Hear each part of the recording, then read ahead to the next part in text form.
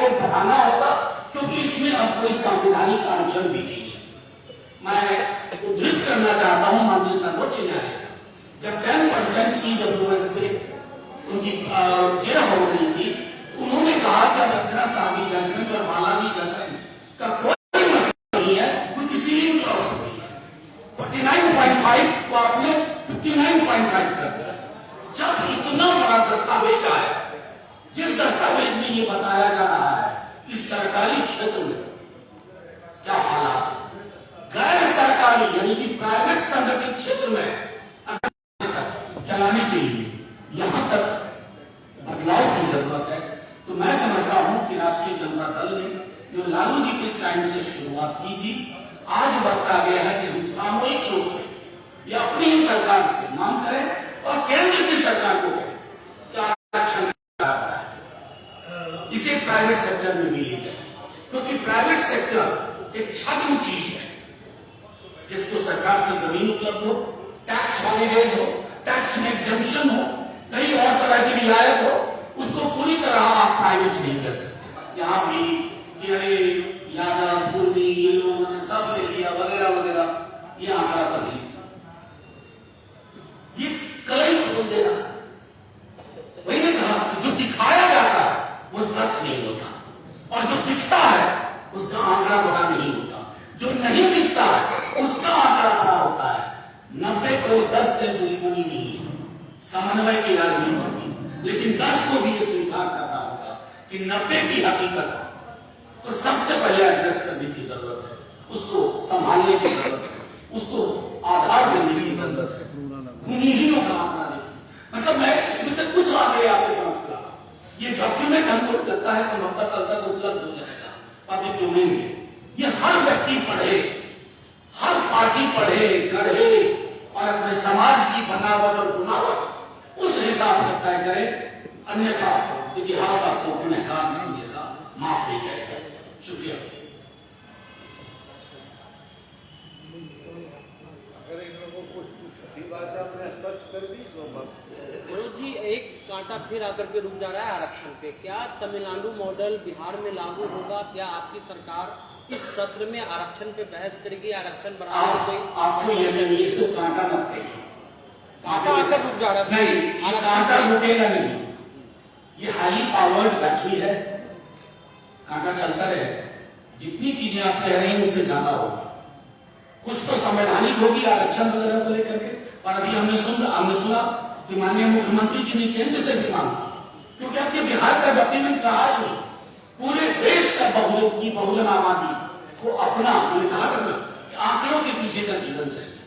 आरक्षण के दायरे के बढ़ाने की बात भी होगी, उसी के अनुरूप विद्यालय, विश्वविद्यालय, स्वरोजगार, तमाम चीजें, इनको जहां तक मैं समझता हूं इस आबादी को जो एक संबल चाहिए, खराब नहीं संबल चाहिए, इस आबादी को 5 किलो राशन नहीं चाहिए, राशन पैदा करने की ताकत चाहिए। यदि क्वेश्चन कोई सवाल? बीजेपी तो कह रही क्या करा है पर क्या सुधार हो जाए? आरक्षण देने से थोड़ा सुधार तो हुआ है, पर अगर आरक्षण से सुधार, एक सेकंड, आरक्षण को पहले समझना जरूरी है। हमारे बीच में से अधिकांश लोगों को ना आरक्षण ऐसा लगता है कि जैसे ये अनयूजुअल सी चीज है, अप्राकृतिक है। अगर आप देखें कि आरक्षण क्यों, आरक्षण के मूल में होता है रिप्रेजेंटेशन, यानी कि दिखना, प्रतिनिधित्व। अगर दिखेंगे नहीं, थोड़ा तो बदलाव हुआ है, अनुसूचित जाति, जनजाति, ओबीसी, लेकिन क्योंकि अगर पूर्वाग्रह दिमाग में है, कई दफा मैं तो विश्वविद्यालय में रहता हूं, चयन प्रक्रिया होती है, लिख दिया जाता है नाम कौन सूचीबद्ध, ये सामान्य वर्ग में नहीं लिखा जाता है, ये दलितों पिछड़ों की नियुक्ति के वक्त लिखा जाता है। और मेरा मानना है कि जो नाम कौन सूचीबद्ध उसको पता होता है कि इस अपमान का बदला कैसे लिया जाए, इसका प्रतिकार कैसे किया जाए। जी, एक आंकड़ा और पूरा कंफ्यूजन करा है कि 1.21% आपके सरकारी आंकड़े ने कहा कि पलायन हुआ है। क्या इसको सही माना जाए? क्या वैज्ञानिक रूप से इसको सही माना जाए? क्योंकि अभी छठ आने वाला है, लगातार ट्रेनें जो है यहाँ से जा रही है लोगों को लाने की। अब पहले तो 1.2% बिहार की आबादी का कितना हुआ, हमको बताइए, निकाल नहीं बताइए। 1 करोड़ की आबादी में अगर 50,000 से 1 लाख भी आएंगे आपके यहाँ छठ में, तो भीड़ भी दिखेगी ना। और इसलिए हम लोग ट्रेन की संख्या बढ़ाने की मांग करते हैं। देखिए, इस आंकड़े को मैंने एक उदाहरण से समझा दिया, मल्टी डायमेंशनल पॉवर्टी इंडेक्स। वो जो नीति आयोग का आंकड़ा है और जो यहाँ का आंकड़ा है, दोनों में साम्य है। दूसरा, मैंने आपको ये बताया कि कई लोग जो कहते हैं हमारा कम करके दिखा दिया, साहब वो बात नहीं है। आप दिखते हैं बाजार में, न्यायालय में, विद्यालय में, आपको ये एहसास होता है आप बहुत हैं, आपका एहसास आप ही आप हैं, और आपका एहसास दुनियावी एहसास नहीं है, हकीकत का एहसास नहीं है। जब ये बात सही है तो बीजेपी नेता लोग क्यों कह रहे हैं कि बिहार में जातिवाद ज्यादा फैला रहे हैं?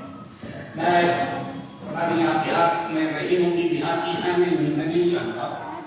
जातिवाद को समझने के लिए प्रधानमंत्री जी को एक किताब पढ़ना ही चाहिए। अम्बेडकर साहब की है एलिमिनेशन ऑफ कास्ट, वो पढ़ते नहीं और उनके सलाहकार उनको लिख के देते हैं, कुछ भी बोल जाते हैं कि जाति सर्वेक्षण से जातिवाद बढ़ेगा। यानी कि आप गाय बैल का सर्वेक्षण करते हैं, गाय बैलवाद बढ़ जाता है। इस तरह की अमित शाह बोल रहे थे कि मुसलमान प्रवादी बढ़ाने से बिहार में ज्यादा होगा। ठीक है। मुसलमान की आबादी बढ़ाने से ये बढ़ाने घटाने की कला अमित शाह जी को आती होगी। हमारी पॉलिटिक्स डिस्ट्रक्टिव नहीं है, कंस्ट्रक्टिव है। और पहले तो तय कर लो कि चाहते क्या है आप। इस मतलब अमित शाह जी के साथ, पीएम के साथ अमित शाह जी को पढ़ना होगा, खुद से पढ़ना होगा किसी सलाहकार के माध्यम से। सर एक सवाल इधर है, सर प्लीज बोलिए। सर आप जो पीसी जो कर रहे थे, एक भाजपा कहती है 80 बनाम 20, वो जो योगी आदित्यनाथ जो भी करते हैं 80 बनाम 20 की बात करते हैं, और आप लगातार कह रहे थे 90-10 तो क्या हम मान, एक मिनट मैं अपना सवाल पूरा कर लो सर, तो हम क्या माने कि आरजेडी अब बिहार में 90 बनाम 10 का नारा करके चुनाव में आगे बढ़ रहा है? नहीं सर, मैंने कहा कि 10 को 90 से शिकायत नहीं होनी चाहिए। 90 शिकायत का मौका नहीं देगा समन्वय की राजनीति। कहाँ योगी जी, कहाँ मैं? सर वो 80 बनाम 20 की बात करते हैं। मेरी फितरतों में शामिल नहीं। एक अंतिम सवाल सर, आउटसोर्सिंग पर आप लोग का क्या है? आप लोग आरक्षण की बात एक बात बताइए, एक प्रार्थना में कितनी दुआएं कबूल करवाई?